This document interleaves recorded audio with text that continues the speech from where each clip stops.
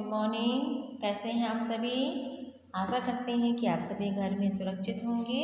Okay, तो हम revision कर रहे थे। आज हमारा रिवीजन हिंदी ग्रामर का है, पार्ट 3, शब्द तथा वाक्य विचार। ओके, तो अपने अपने बुक्स कॉपीज ओपन करके रखें। अगर जिन्होंने नोट नहीं किया है आंसर्स को नोट करते जाएं। ओके, चलिए फर्स्ट नंबर क्वेश्चन देखेंगे। शब्द किसे कहते हैं?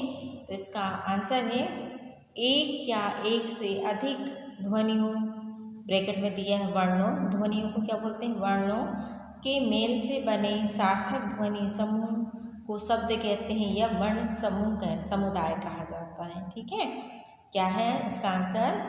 एक या एक से अधिक ध्वनियों या वर्णों के मेल से बने सार्थक ध्वनि समूह को शब्द कहते हैं। जैसे कि यहाँ पर एग्जाम्पल दिया है सूर्य, फूल, लड़की, चंद्र आदि। ओके, नेक्स्ट क्वेश्चन है शब्दों का वर्गीकरण किन आधारों पर किया जाता है?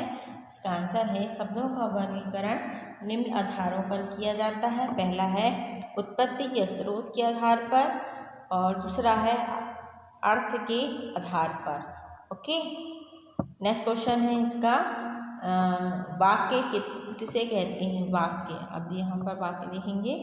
किसी भाव या विचार को पूर्ण रूप से प्रकट करने वाले पदों, सार्थक शब्दों का समूह वाक्य कहलाता है।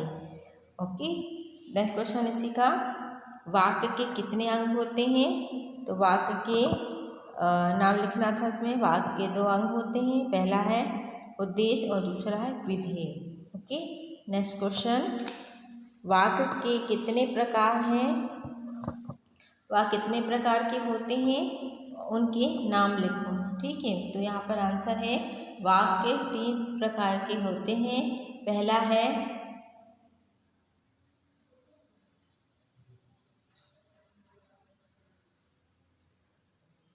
सरल वाक्य, दूसरा संयुक्त वाक्य और तीसरा है मिश्र वाक्य। ओके स्टूडेंट, तो इस तरह से हमारे पार्ट 3 ग्रामर का पार्ट 3 इसके प्रश्नोत्तर कंप्लीट कर लें। ओके, नेक्स्ट क्वेश्चन देखेंगे।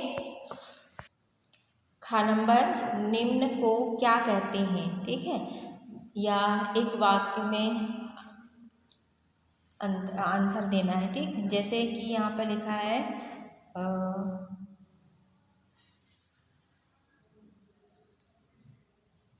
संस्कृत के वे शब्द जो अपने मूल रूप से हिंदी में हिंदी भाषा में अपना लिए गए हैं, क्या कहलाते हैं? तत्सम। ओके, नेक्स्ट है संस्कृत के जिन शब्दों का प्रयोग या रूप हिंदी भाषा में बदल जाता है उसे तद्भव कहते हैं।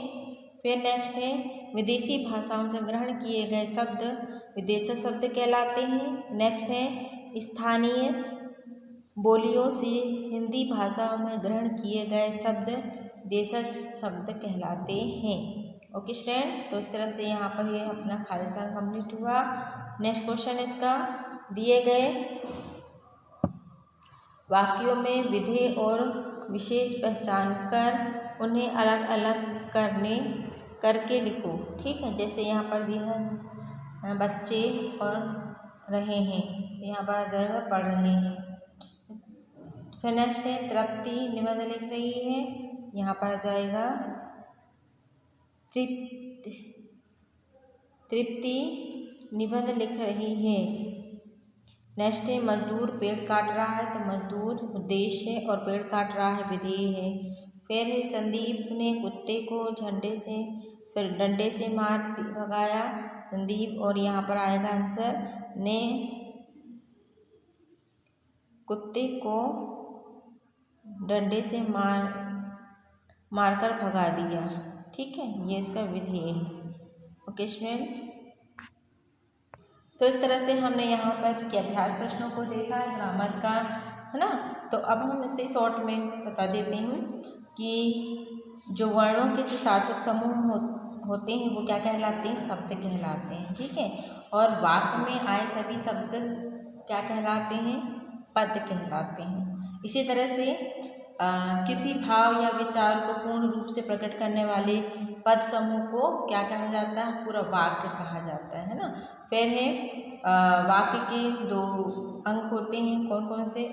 उद्देश्य और विधेय, है ना। फिर नेक्स्ट है कि उद्देश्य क्या है, किसे कहते हैं? वाक्य में जिनके विषय में कुछ कहा जाता है वो उद्देश्य कहलाता है, और विधेय क्या कहलाता है? उद्देश्य के विषय में जो कुछ कहा जाता है वो विधेय कहलाता है। ठीक है। फिर उद्देश्य और विधेय छांटते समय क्या करते हैं कि वाक्य के कर्ता को उद्देश्य तथा अन्य पदों को विधेय के अंतर्गत रखे जाते हैं। तो इस तरह से हमने यहाँ पे हिंदी ग्रामर का रिवीजन करवाया है, पार्ट 3 का। ओके, तो रिवीजन के दौरान आप इस आंसरों को लर्न भी करते जाएं। Okay students.